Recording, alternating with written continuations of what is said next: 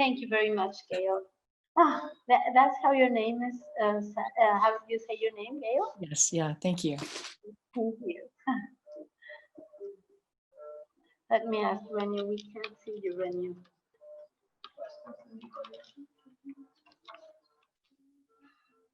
I don't know. Are you so? It's a challenge to make this. I'm sure it's really hard.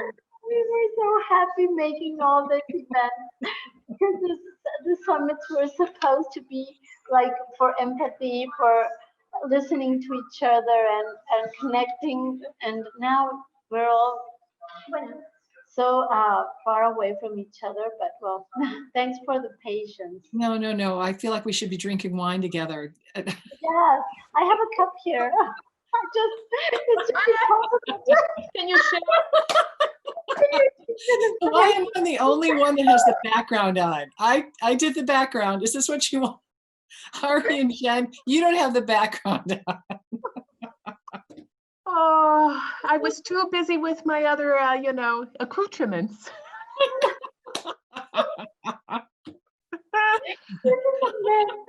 Yeah, I mean, since COVID, I think we have a kind of relationship. I can't see. Renu said that she can see and hear. No, I'm but, here. Renu, I think you have to get on Zoom. If you listen to us, you have to get to Zoom. Oh, good, Harvey, you're excited. Love it. Thank you, Hari. I appreciate that. No, it's so difficult here trying to do. Not to worry. You know what? I'll be flexible. I think that's great. Oh, yes, this pandemic has showed us that we have to worry for what is essential in life, I think. Exactly. So, can anyone hear us? We're not on the panel yet. We're not publicly available. Are we? Oh, we're being recorded now. So I'm on the link I sent. I don't know what's going on with Renu. Why isn't she able to get ID in? I am on Zoom, the link I sent everyone. Just give me 1 sec. Maybe okay. She has another link. You could have fluorescence, I think, Hari. You could do multiple white, red, and blue. I think that's good.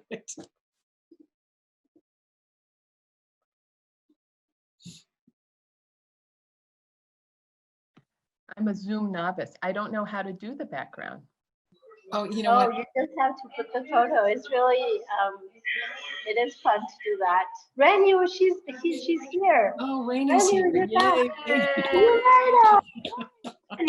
just used the that you gave me. I don't know what happened. I just got into the web page, but it lasted a long time because there were 6 simultaneous panels, and a lot of people are in the platform, so it's being rather difficult as they are telling me. But thank you for your patience. It's not only the participants that are in the Zoom; it's most of the people are in the platform listening to you. Great. Thank you. Thank you. And should we start, or should we give it a few more minutes? No, it's okay. You can start because most of the people are in the platform. It's not only the people in the Zoom. It's just a few people here that are the ones that are able to talk. Okay, perfect. All right. So good evening, everyone. Thank you for joining our session on Lost in Translation. I'm excited for our discussion today. We're with these remarkable individuals. So I'm going to start by introducing them. First, we have Jen Pryce. Jen is the president and CEO of Calvert Impact Capital. For 25 years, Calvert has strived to make markets work for more people more often by investing in communities overlooked by traditional finance. Jen has shaped the strategic direction of Calvert Impact Capital to focus on innovation, sustainability, and scale. Under her leadership, the organization has expanded the sectors it works in, developed new products and services, and committed to sharing their knowledge and expertise with the fields on key topics like gender lens investing. Followed by Jen, I have Gayle Peterson. Gayle is an associate fellow at said business school at Oxford, where she directs the Oxford Impact Investing and Social Finance programs. She is co-founder of PFC Social Impact Advisors, an international consultancy offering strategic guidance in leadership, development, program strategy, and impact measures to leading philanthropic foundations, corporations, impact investors, governments, and intermediaries. She has managed and assessed more than $15 billion in philanthropic and impact investments.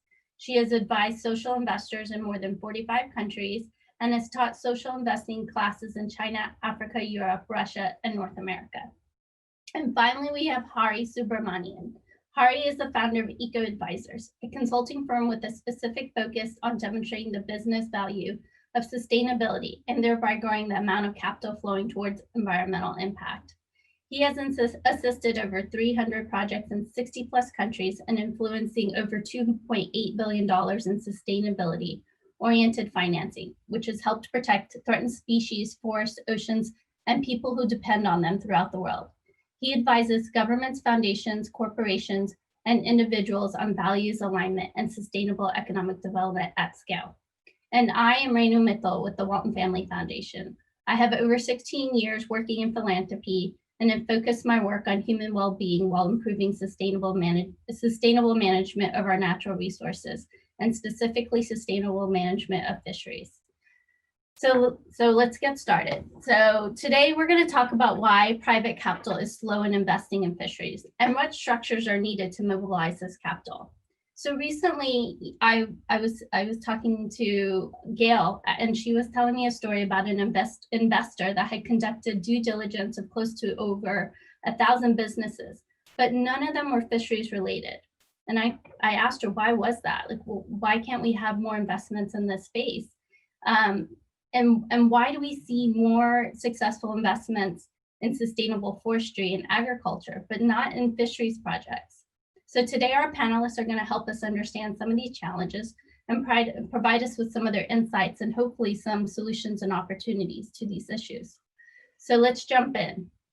So I'm going to start off with, this question is for all our panelists, and I'm going to start off with, why don't we see more successful sustainable fisheries investments, and why aren't we seeing them scale?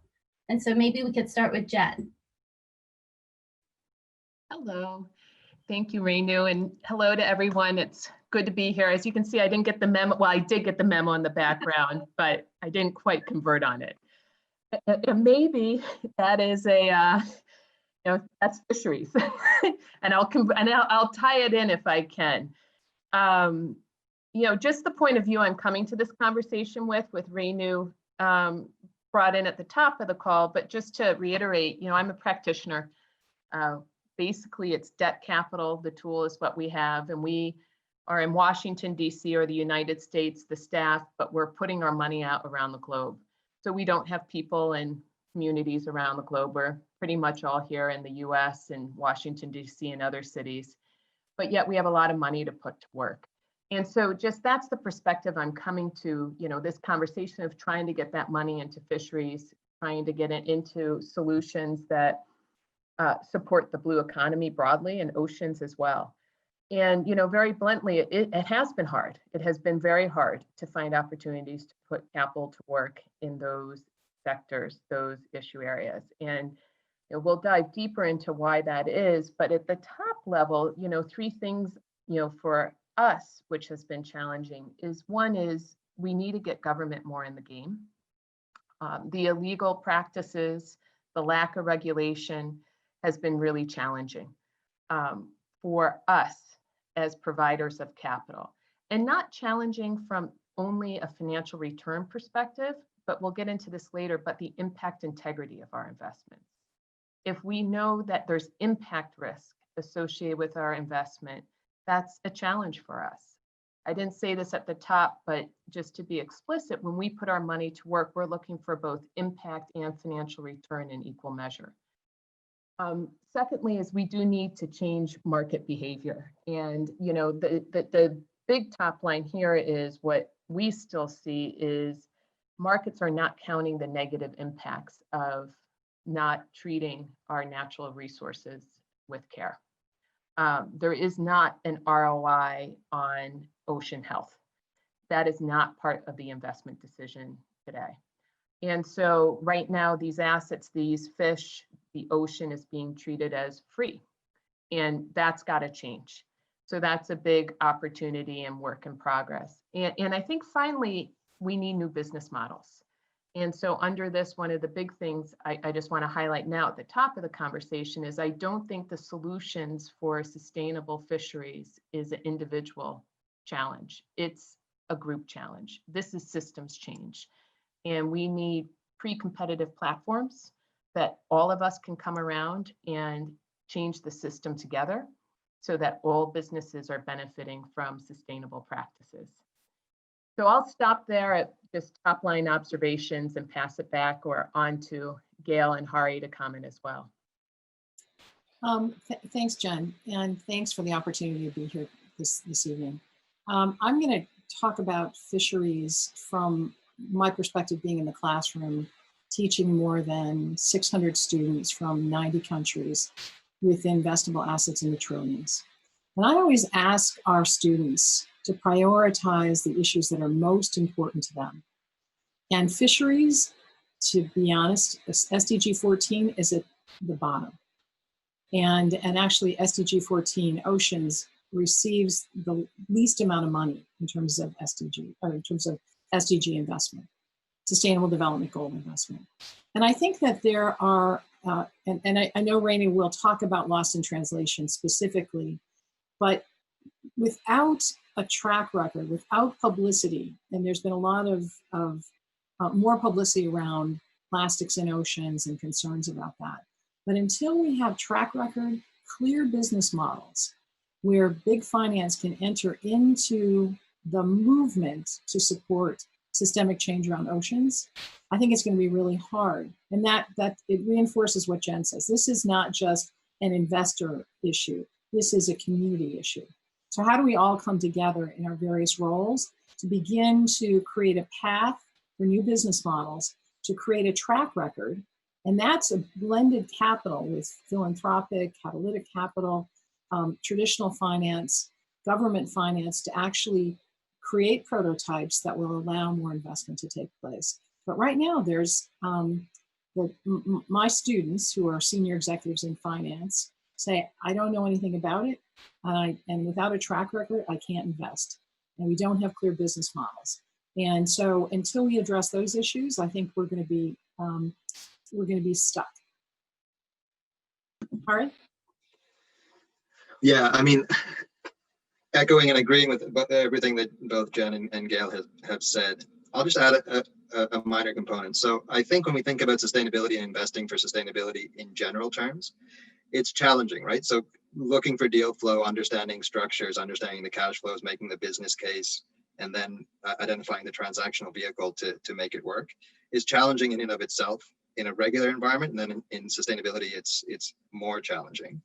And then fisheries presents additional complexity. So I'm going to come back to something Jen touched on, which is the impact pieces of what they do. And impact is oriented around everything that we do as well. And when we think about sustainability or resilience in fisheries, and we did a piece of work for the Walton Family Foundation on this specifically, resilience in fisheries, we think about it from three components. So the social integrity, the ecological system, and technology, and those components that manifest in a resilient socio-ecological system. And if you think about land-based sustainability, those elements are a little bit more clear and function kind of more in tune, and there's more governance and structures around it. In fisheries and oceans, they're more obtuse. So I'll give specific examples why fisheries are more challenging to build an investable thesis around. One is on the ecology side, the resource base moves. So forests are easier to contain because trees don't move, fish move. And how do you deal with a moving resource base when there's additional social complexities of governance, of ownership, of tenure, of access, of monitoring and enforcement? And then the other component on the technology side for resilient systems manifests in fisheries as well, in that there's a lack of vertical integration, there's a lack of there's long obtuse supply chains and value chains. There's the uptake of technological solutions for efficiency is slower in fisheries than in other segments. So when you think about all of these components that make a resilient system, fisheries is kind of lagging behind. I would say that these challenges aren't insurmountable, but they make the deal structure and kind of assessing and diligencing and then doing transactions more difficult and more to go through. And I think, as Gayle mentioned about lost in translation, which is the theme of this topic, I think what we need to do is encourage on the investee side to build the argument and articulate the case to address those risks from an investment perspective in more clearly. And then from the investor side, to understand and diligence these deals more appropriately, understanding what resilience looks like and understanding how to manage those risks from an investment perspective. Great, thank you. It's really informative, and I think to kind of build off of what Hari said about finding those investments, I'm going to throw this question at Jen, and I'd like to know from your perspective and your experience, like what would make a fisheries project appealing for you to invest in? Yeah. So I'll give an example of what we have invested in that has a fishery component to it and highlight what was attractive in each. And it's interesting because one is kind of a top-down opportunity and one is more bottoms-up. In the bottoms-up, what we have found is for us to move our money responsibly into communities that we're not in, is we need to rely on intermediaries, whether they're an impact intermediary fund or a financial institution. But we need those local intermediaries to then invest the money into a small business or a fisherman's, small holder farmer cooperative, whatever it might be. And what we have found is even those intermediaries to carry that capital exclusively to fisheries are not there. So what we have found to invest in are microfinance institutions that have a pilot or an offshoot that is centered around fish or fisheries, local financial institutions that maybe have a program dedicated to fishermen, fisherwomen, but it's just a sliver of a larger small, medium enterprise lending program they have. So we haven't found these intermediaries that specialize around lending to fisheries.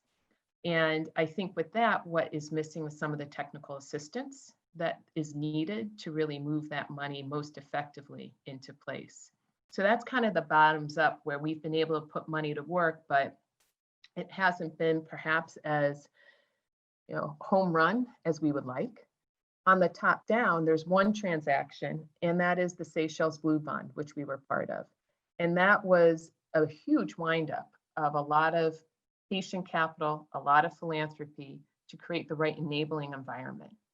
And that's key, the enabling environment. And what that capital did was really engage the government of the Seychelles to create a blue economy, a blue economic plan. And then there was something to finance.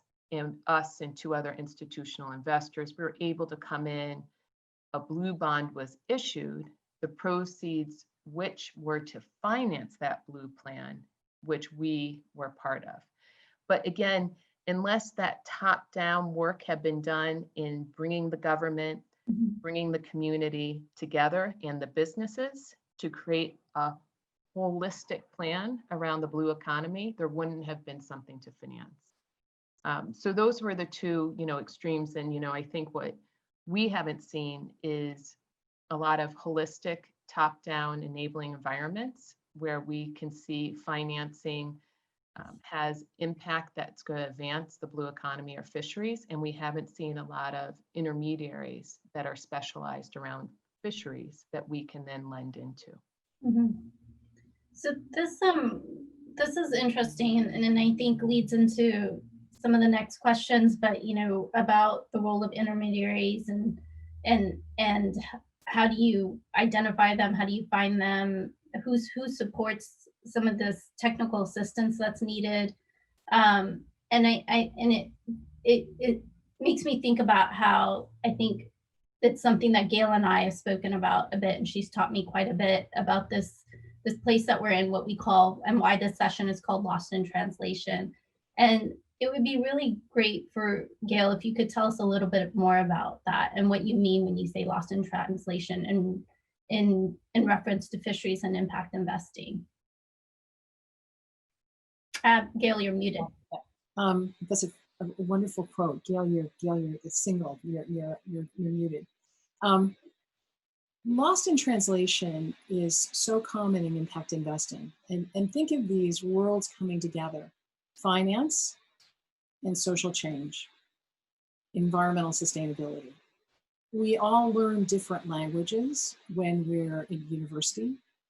And suddenly there's a convergence that's taking place where we have to speak a different language. And if we think about colleagues from finance now have to work at a community-based level, actually understanding the lives of fishers, what they're going through, how they create livelihoods, how they create sustainable fisheries, how do they address issues of education or healthcare needs or housing. So suddenly we're now in a place of impact investing where the impact is around people and planet. That isn't taught in business school, how to move into the area of sustainability and create social change. And my background is in social policy, law, and business. And I think everyone on this panel, Jen and Renu and Hari, come from that cross-sector experience, but the language is different. And until we find a way to actually address that issue, we're going to struggle, because people don't feel comfortable going into a new area without the definitions that are clear, without the relationships that are built. And I think that in our work with Walton Family Foundation and our interviews with community leaders, we're on the front lines working with fishers, developing new market-based strategies for them around livelihood and sustainability. The common theme, without us even saying lost in translation, that is the language they're using. I do not understand finance. They don't understand me. We need to go have coffee together and smoke cigarettes together in the communities to build trust. So if we think about those basic elements, trust, compassion, empathy, the ability to build a community with people who are new and different to you, that's really critical. And until we get at that place, the opportunity to do harm in the space of impact investing is real. So that's lost in translation, is literally not speaking the same language. But somehow, and I think COVID is allowing us to do that, to find that way of speaking different language and coming from the heart of what change really means. I'd just like to add a little bit. I agree with all of that. And I think, part of what we've done in my personal evolution, coming from a practitioner working in a nonprofit and the businesses I run today, is trying to bridge that gap and translate across sectors. I think there's an additional component to lost in translation, which I've been thinking about a lot recently, which is it's not only a bridge between, say, communities and finance. We also need to think more carefully about what both Jen and Gayle mentioned earlier, which is this is about systems change, and it's not just financing sustainability deals from the finance sector to communities. That's not going to solve the problem, because the problem is much bigger. There's public policy issues, there's perverse subsidies, there's socio-economic community dynamics, there's equity issues. And I think part of lost in translation is that we think we can solve a portion of the problem in isolation, or we think impact investing is going to solve the problem, or we think that philanthropy is going to solve the problem, or we think that changes in regulation and policy are going to solve the problem. The reality is each one of those in isolation is not going to make much of an impact. And we need to think more at the systems level and see how the different parts of the system interact, and also see how different forms of capital and different forms of influence and different forms of incentives can bolster each other to make the system more effective and change. I think part of lost in translation is that we get stuck in this rut that one avenue and one bridge being built is going to get us to the destination we want to reach, but that's not true. We need all the bridges to go in the same direction.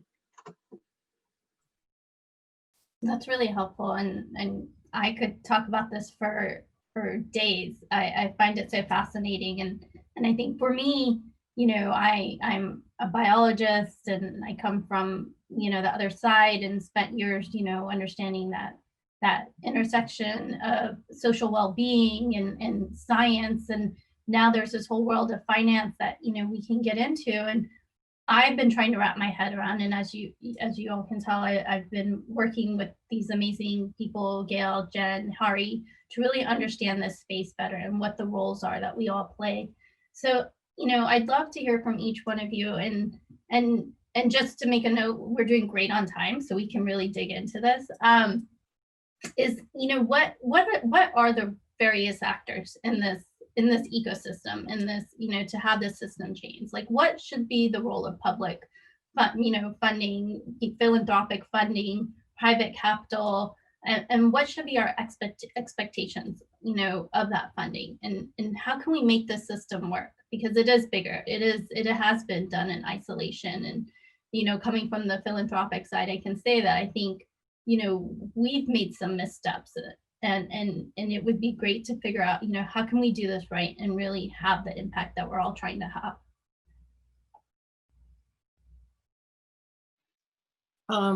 I'll quickly add, I think the piece that's really essential, the role of philanthropy, and has been catalytic capital, starting in fisheries, helping them launch new funds and things like that. And yet, unless we reach private sector and government in a big way, we're not going to meet sustainable development goals in fisheries. We need more money. We need more brain power on this. And I think, Renu, from my perspective, philanthropy, not just as a funder, but a convener of really pulling parties together to understand what is needed, help create those prototypes, and not necessarily be the only driver in concessionary funding. And because what we're finding with many of the funds right now is philanthropy continues to do what they've always done over a decade of time. And there's nothing necessarily wrong with that, but there's got to be more money that's brought in. So I think a convening role for philanthropy is really important, bringing those different players together throughout the system. So with that, I'll turn it over to Jen and Hart.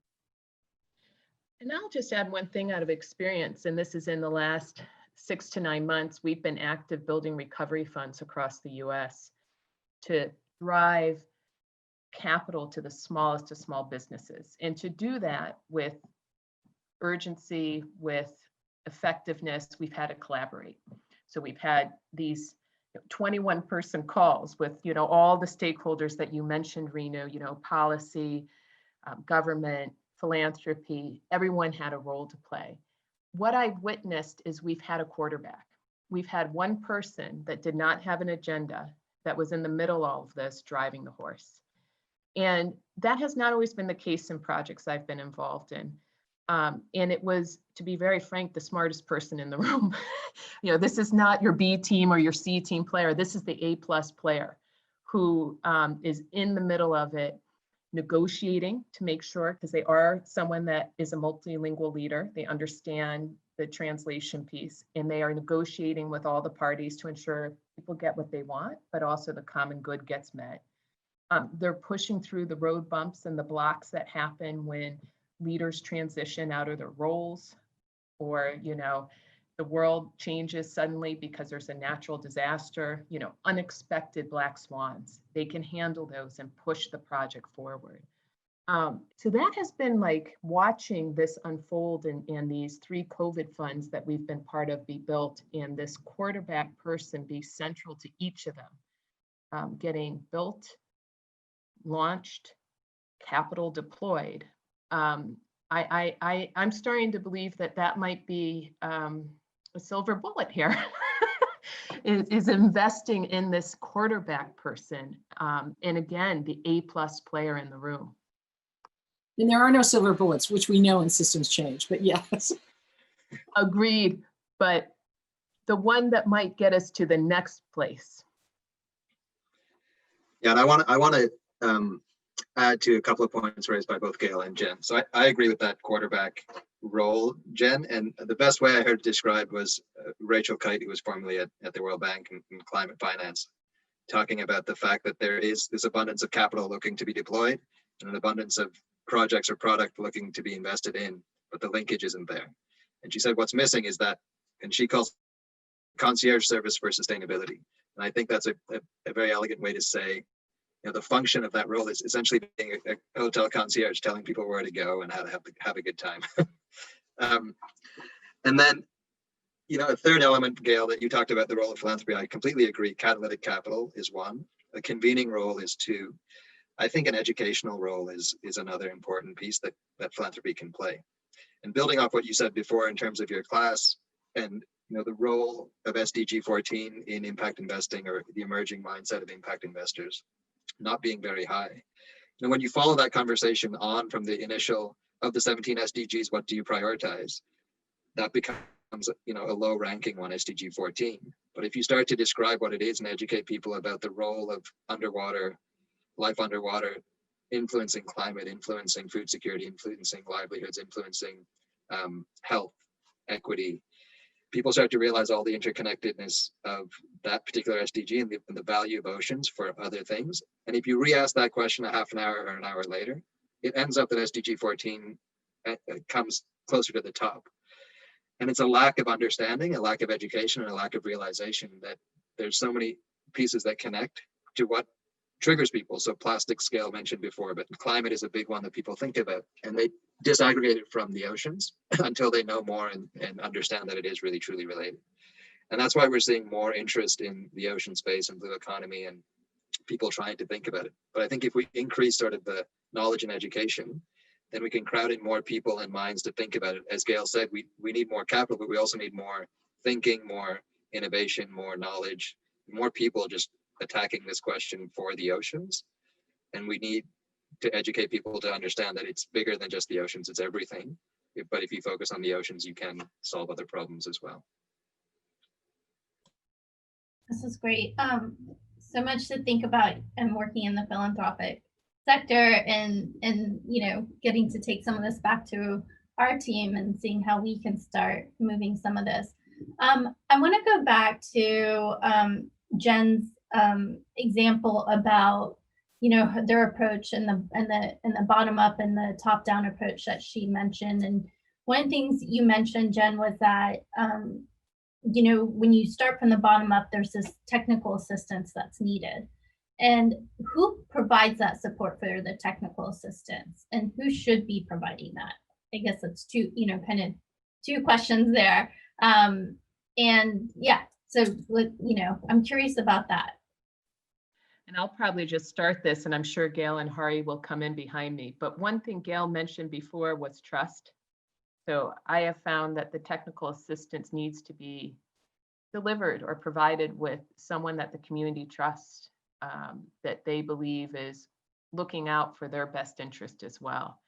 And, especially in this moment of COVID, what I've noticed, it's not just technical assistance on how to grow your business, it's also how to potentially now take a left turn. The world has changed. How do I rebuild my business model at this moment in time so it's still relevant? And oh, by the way, there's an opportunity there as we rebuild to be sustainable. So it's, there is the moment that I think technical assistance in this moment in time holds even more promise potentially than it had in the past, because I think we have this delta where we could really change. At the same point, funds or managers of assets could use technical assistance as well. So they can learn how to manage and monitor the impact of the capital they're putting out. That's where I see for some of these smaller funds, it's a cost of doing business, but it's one where too, it's a skill to develop. And so the more support they can get in understanding how to capture impact, measure impact, and therefore, to Hari's point, be able to have that to bring back and educate others is another place where I think that there's a great opportunity for technical assistance. But Hari, I know this is like straight in your sweet spot, so I'll give it over to you. Thanks, Jen. I mean, I agree with all of that, and I think it may sound like it is, but it's a complicated issue. And I think before talking, Renu, about who should pay for technical assistance, one is to understand that it is fairly critical for these emerging asset classes, and Jen brought that up. Technical assistance is important. But I think before thinking about who pays for it, we need to think about how to price it and what it costs and what we need to consider for that assistance. And Jen brought up a great point, because part of it is the capacity to build into an investable solution that investors can look at and have a robust enough product or project that is investable. Two, which people often don't think about, is the resilience part of the equation, which is the unknown unknowns. So in major shifts like the pandemic or with climate change emerging, there's going to be some unknown unknowns where you might have to take a very divergent, like a left turn, Jen said, in terms of your business model. And often you need assistance to do that. So you need to understand sort of what kinds of things you might be paying for, and then cost those things out, whether they're known or unknown, and you could figure out ways to do that and then price it. And then the question of who pays for it, I think, comes after you figure out what it costs. And I think we're seeing more sophisticated managers and intermediaries thinking about building in that price and cost within their structures. When I think about my other firm, the investment firm, and our mandate there, we see the technical component as a critical value add that we provide as an investor to our portfolio companies. But it actually also provides additional value to the companies and additional value to us and our investments, because over time, that technical assistance, when it brings in environmental impact and more quantitative and robust measures around what the company is doing from a positive environmental impact perspective, it actually attracts more customers and it builds out sort of the proliferation of that product or service in the marketplace. So it generates its own value within kind of the business itself, and it adds value to the investments that we undertake.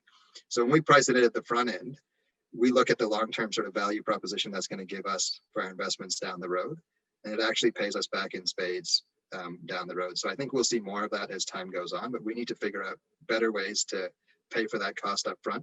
First of all, price it in and then pay for the cost up front, and think about how that assistance is actually going to generate revenue and cash at the back end as well.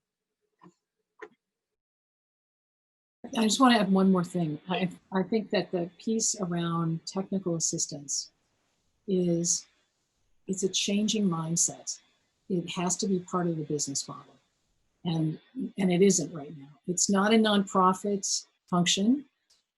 It's not a philanthropy function. It's a business function.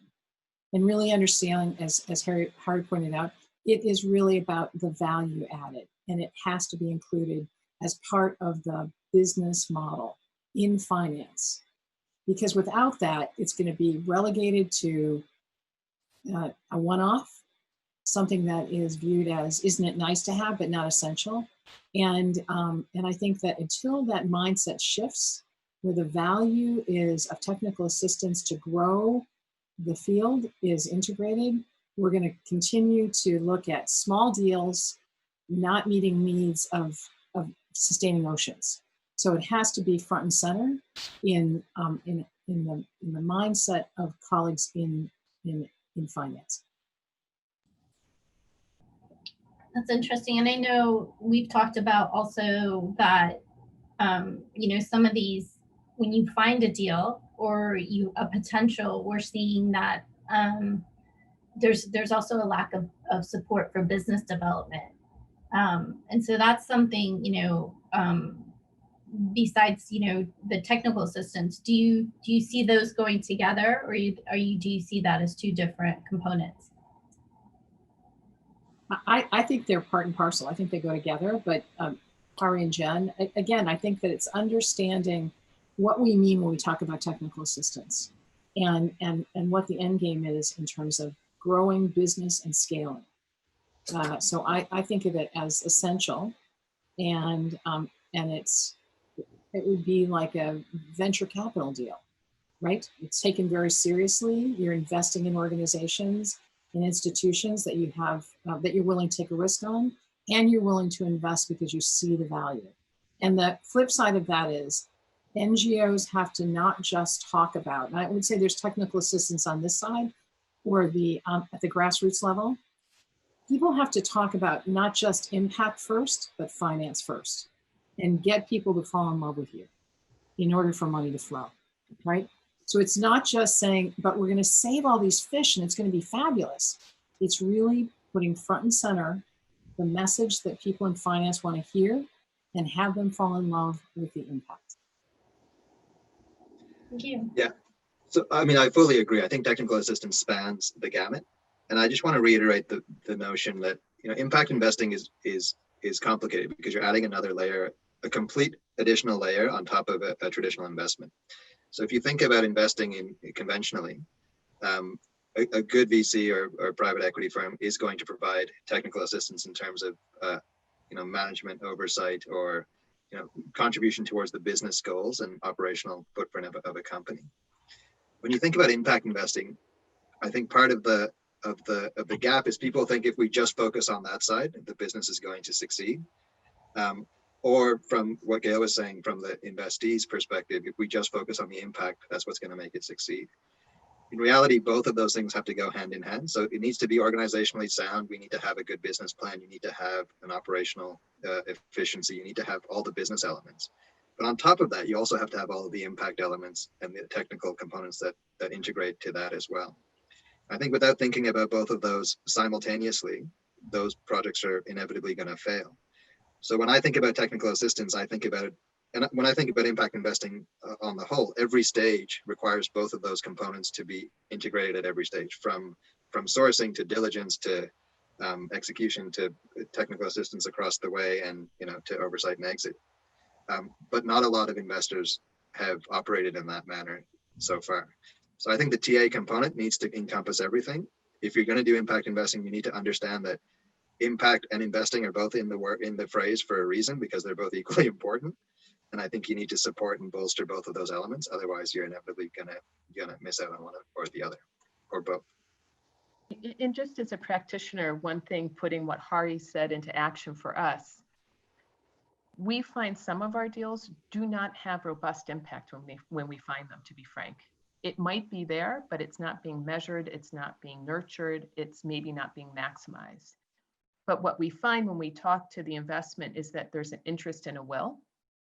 And so we work with them to bring them along the impact journey. And explicitly, we saw this in gender, where we used to have our gender portfolio as a silo, a carve out. So we took the credits that had the best gender and we said, you're our gender portfolio. And then we woke up on one day and we said, wait, gender doesn't live in a silo. What have we done here? It's across our whole portfolio. And I would argue the same with sustainability. It's across all your investments. And so then we looked at the gender impact of all our investments and we found, wow, some really stink, some are great. But that's okay, we told ourselves after a moment when we went, what have we done here? And we looked at them all and we decided that, you know, our vision, our mission would be to move people along the gender journey. And it's that delta, while our investment capital is with them, that we're curious about more so than just where we found them. And so, you know, after doing this for about a decade, we did do a report that looked at our portfolio, ROI, ROA, ROE, so return on investment, return on assets, return on equity. So financial measures of performance. And we looked at gender diversity, both at the leadership and the board level. And we saw that there was a strong correlation, that the organizations that had stronger gender diversity at the leadership and management level also had stronger financial performance. And, you know, we could quartile it, we had the data, we could show it. So then we get back to something Hari said, is we were able then to make the business case. And I think Gayle said too, that we could go to organizations and say, hey, this is what we can get you to. You know, this is the opportunity. Improving your gender practices is a real good thing for you to consider, not just because of impact, but because of the business upside that you can achieve. And it just created a different conversation around that opportunity. So just as, you know, the lessons we have learned along the way, and, you know, how to incorporate TA, how to get people motivated and excited about diving in, because some people do see it as something extra, and ways that we've seen for us tracking it, can, you know, the meaningfulness of tracking it and really looking at it as an element of success for our investments. I just want to put a finer point on that. I think it's a critical point, Jen. I love that story of the shift, and I love the story of helping people along the journey. And I think another piece that we talk about quite often is that impact investing in general and thinking about systems change. If we just cherry pick the best actors, we're never going to make progress across the board and integrate sustainability into everything that we do. I think this idea of a delta, where there's willingness to change and adapt and incorporate and integrate sustainability more broadly, that's where the real opportunities lie. So even in the corporate sector, when we think about public markets, all those metrics that Jen just talked about are true across asset classes and across investment types. And where we're going to make the most systemic change is to bring the laggards forward rather than cherry pick the high performers in sustainability and ESG performance. So I think that's a really critical point, and it kind of flips things on its head when you think about impact investing, because it's not just seeking the good and putting more money into the good, it's seeking the ones that want to change and be better and making the delta higher to get that impact gain as much as possible. I love the story too, Jen, about the gender piece and the role that, you know, gender plays in this work. And I really appreciate you sharing that. I know that many of us are also trying to understand how to start incorporating gender into the work we do. I am starting to get questions from the audience through WhatsApp. So sorry if I'm looking at my phone.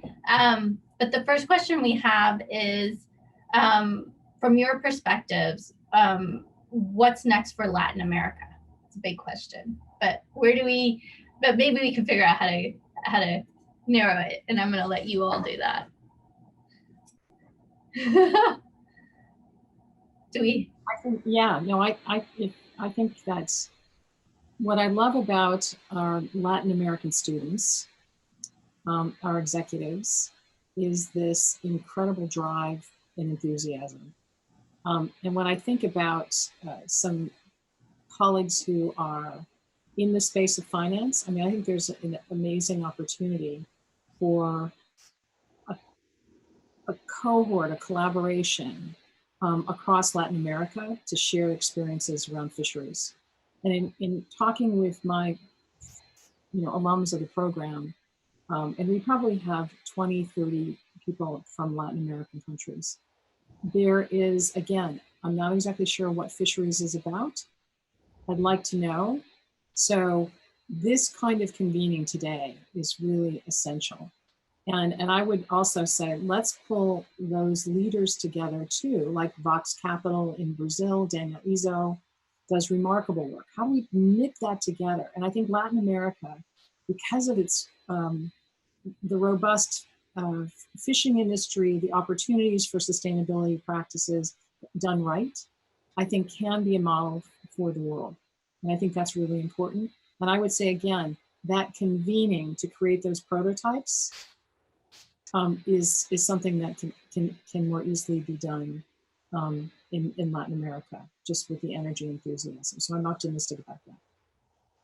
Yeah, I'm going to jump in here and 100% agree with you, Gayle. I mean, my work is focused in Chile and Peru, and we continuously kind of see these opportunities popping up. We work with some grantees. For example, we work with Future of Fish, who've been really trying to figure out how to build that system and work with intermediaries, help small scale fishers build business plans. And as we kind of have said a few times, I think COVID has really, the silver lining is that the opportunities are starting to pop up more, with the fishers wanting to be more empowered and these communities wanting to kind of take the lead in ownership and become more sustainable.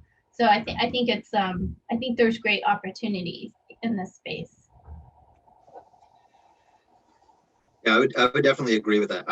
I think there's a further component as well, which is that we talked a little bit about the systems when we're talking about systems change in fisheries and the different actors. What we haven't talked about much is if we just think about the finance piece of the equation, the financial ecosystem for impact investing generally, for sustainable environmental investing more narrowly, and for fisheries, sustainable fisheries investing specifically, is very fragmented. So we don't have a robust financial ecosystem across the stages of from ideation through to commercialization for entities or projects that are coming along the chain. And where I see a huge amount of opportunity in Latin America is that the energy that Gayle talked about and the passion and the examples that you gave, Renu, but also the leadership that Latin American countries are taking on social entrepreneurship, and the number of accelerators and incubators that are being formed. But I think the opportunity is really, especially during this time and moving forward, how can Latin American countries and Latin American ecosystems create a more robust structure so that ideas can turn into to be commercial? And I think that's investment from across the board. I think philanthropic investment can help build that ecosystem. I think public investment can help build that ecosystem. And we're seeing countries in Latin America investing in those components. So the orange economy in Colombia, for example, hopefully we'll see with the reestablishment of the constitution in Chile, more efforts towards this space in social entrepreneurship generally, but also in fisheries specifically. In Peru and Mexico, I mean, there's so many examples of where the opportunity, we can see it right ahead of us, and there's so much leadership, young entrepreneurs in Latin America that have such great ideas that if they had the infrastructure to support them, would be leaders in the world. So I look forward 5-10 years from now, and I can really imagine Latin American ideas being scaled globally as the sustainable solutions of the future, much more so than any other region in the world. Wow, that's super inspiring, and makes me, it brings up some personal questions, or not personal, but questions I want to ask selfishly. But I have a couple more from the audience. One, people are asking, how can they access a list of impact investors for small scale fisheries? Like, is there, how did they reach out to these potential partners? Is there a list? Well, there will be a list very soon, actually, because of the work that we're doing with Renu. And we have a list of 42 plus funds, but also colleagues in impact investing. So that will be part of the resources that we'll provide, certainly I hope within the next month, that the foundation will make that kind of information available. Great. Sorry, I'll just mention. Sorry. Yeah, and I'll just mention as well. There's and I can put it in the chat later on. I don't have the name exactly, but there's a website about ocean funding opportunities that lists kind of across the board from grant funding to investment opportunities. That's pretty comprehensive. And there's also Ocean Investment Partners or something like that on the private side is really trying to build up a deal database, and that's Ted Janulis that has that. So there's a couple of resources that are already available. And then, as Gayle said, the work that we're doing with you, there will be a list, and then that can be shared as well. That's great. So this kind of leads to the next question, and it's, how can we help to bond small fisheries with funders? And I kind of want to build on that and ask you all, you mentioned, two things. One, that philanthropy plays the role of being a convener and an educator. And, and I wholeheartedly believe, and I'm trying to understand, how do we get philanthropy to start doing that? Like, I feel like we need something behind us saying, we need to do this, like kind of incentivizing.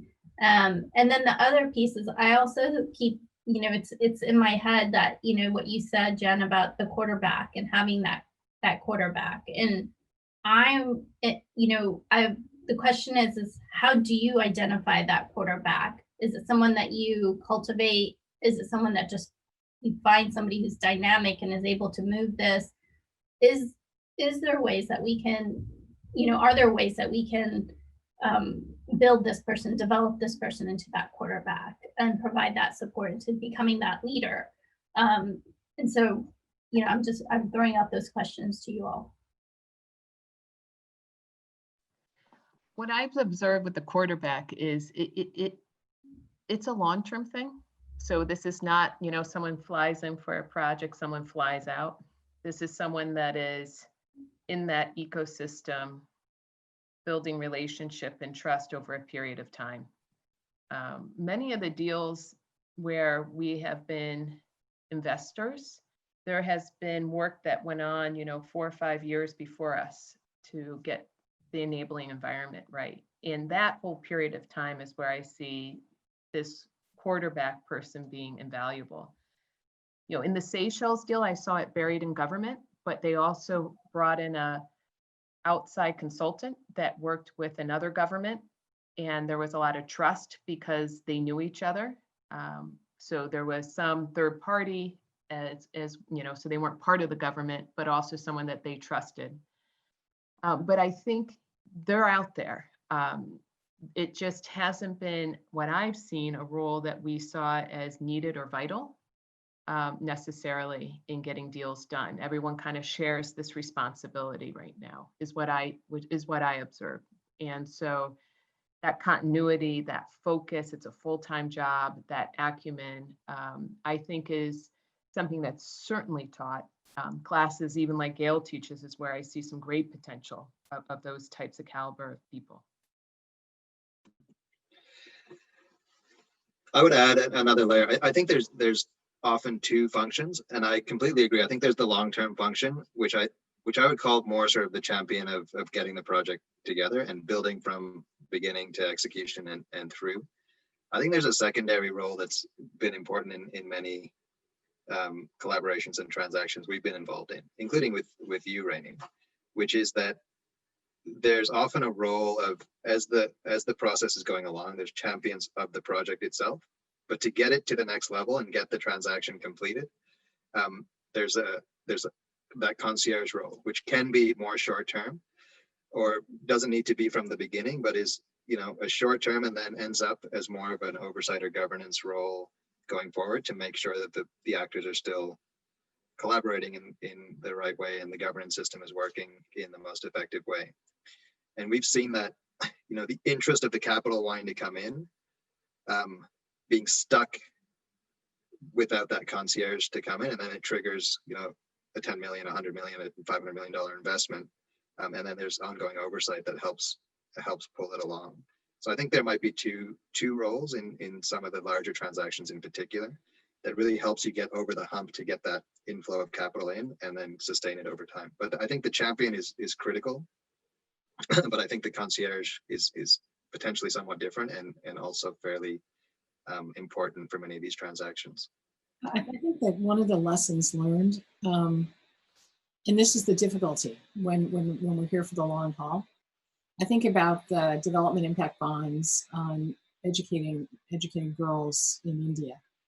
And I think about the intentionality. That was a UBS Optimist Foundation in partnership with a variety of colleagues. And what happens when you've got those champions, whether they're concierge or they're long-term champions, people move in and out of roles. So you've got to have that stability. And I'm not sure what the answer to that is, but there has to be that stable entity or person that is trusted that will be there for the long haul. Because every time someone moves into an organization or collaboration, the culture of that group changes 40%.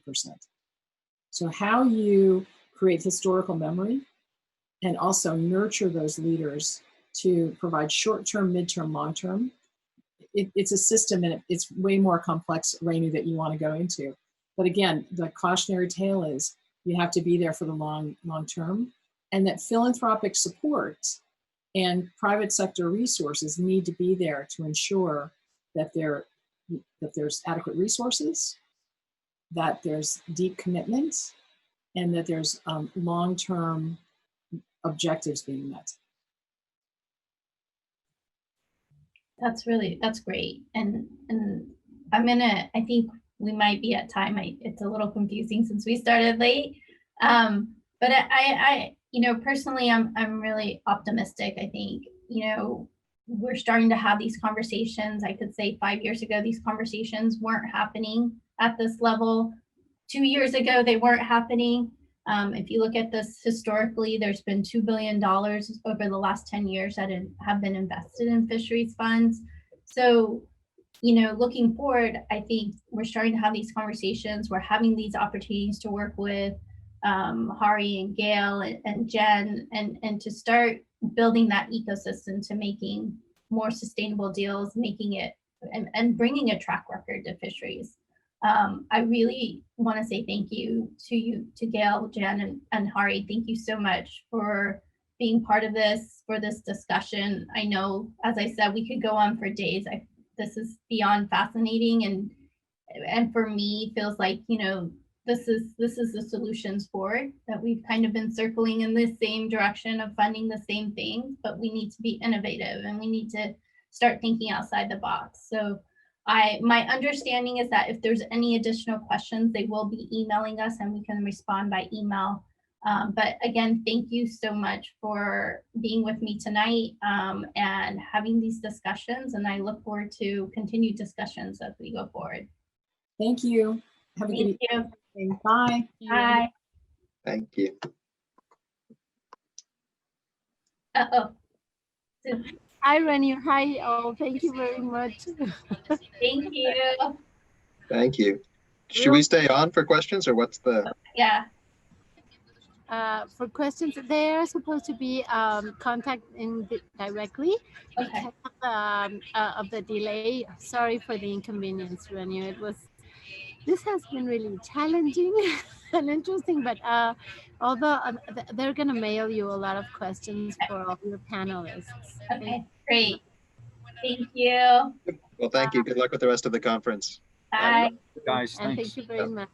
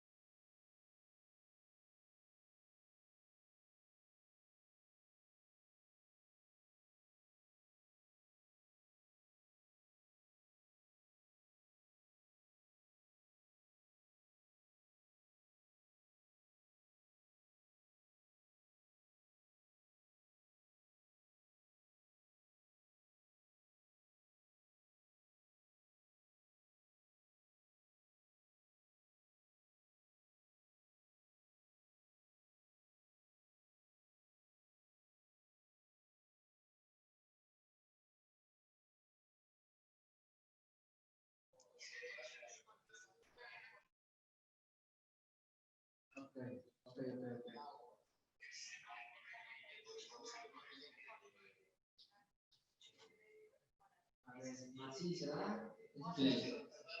Ahí te lo mandé a su correo.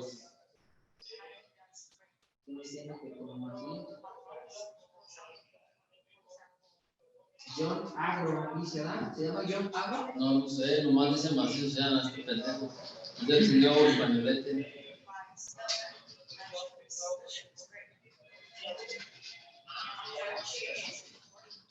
¿Masilla?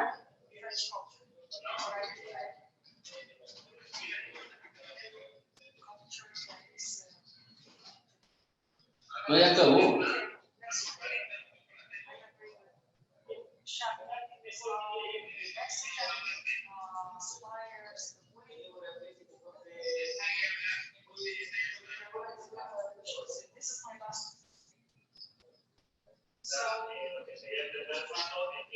Macís Asís.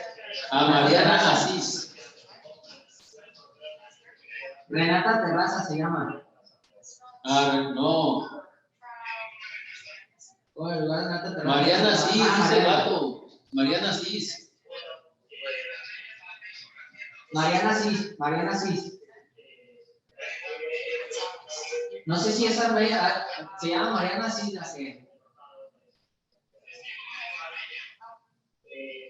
A ver, déjale digo. ¿Qué? No, ya se acabó, ya se quedó sin participar. Que no, estamos hablando de los anuncios. No,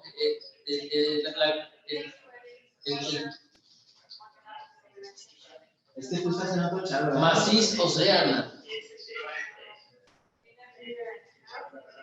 Es que nomás dice Mariana Asís y ya lo busqué, no me encuentro. Mariana Asís dice, aquí está. Entra en lugar de Renata Terrazas, Ya le puse ahí. Mariana, está una Mariana Armella. cuyo correo es macis@océana.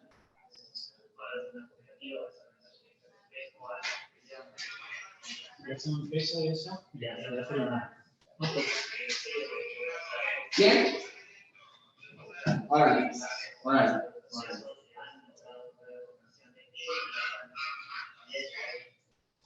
Digital, ¿verdad?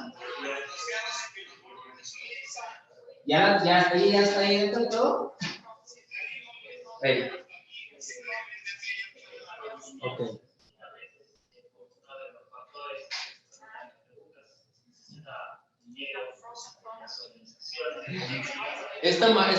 Habían dicho que en vez de Renata Terrazas entraba Mariana Asís. Ya la pusimos y no parece Mariana. No, ya se acabó, ya se fue. No entró. Se pasó, o sea. Okay. Oye, pues, ¿está Aline ahí? Aline se llama. Aline. ¿Pero sí está?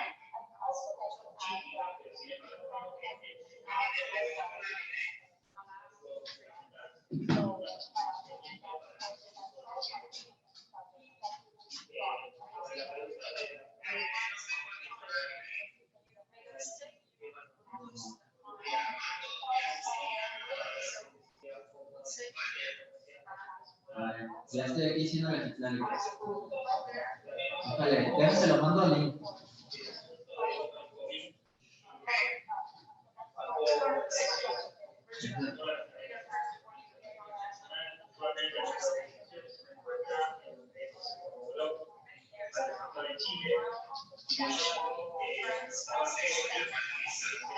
¿Conoce palenistas?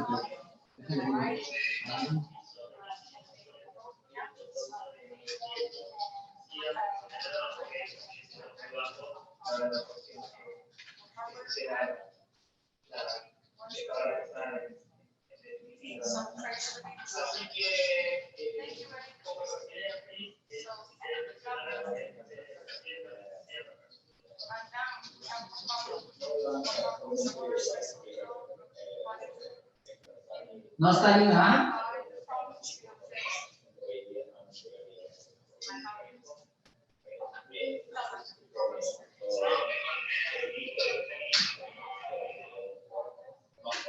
Está mal planteado esto. Así no debe. No está hecho para eso. Pero ¿cuál es la... ¿Sabes cómo se debe hacer? Al panelista que va a dirigir la sala. Ya está, Aline, ¿la puedes atender? Aline Molina. No, así no se hace. No está el programa hecho para lo que estamos haciendo. Sin H dice que ya está terminada, dice. multisalas? Sí se puede hacer multisalas, pero es autogestionable. O sea, tú, panelista, ella me dice que sí, que está viendo a... Ahí está bien, mira.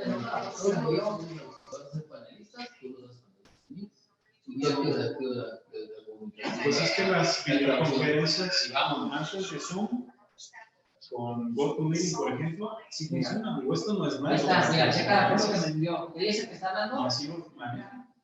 O sea, el que hace la presentación, él decide quién es quién. Déjale, digo que levanta la mano. Así tiene que ser. No se ocupa tanta interacción así como aquí. Sí.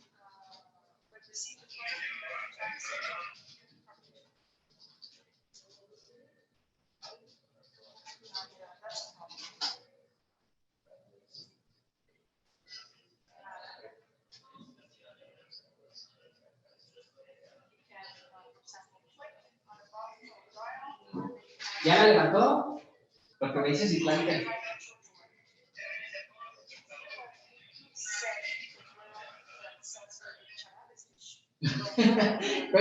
pero no está como ni panelista ya ni nada. Está raro porque. La está viendo de la. Déjame digo. ¿Qué ahora cuál es la boca? Que no encuentran a Lynn y no sabemos si la está viendo por la plataforma. Pues ya. Sí, ya las estamos cerrando. ¿Sí lo pidió?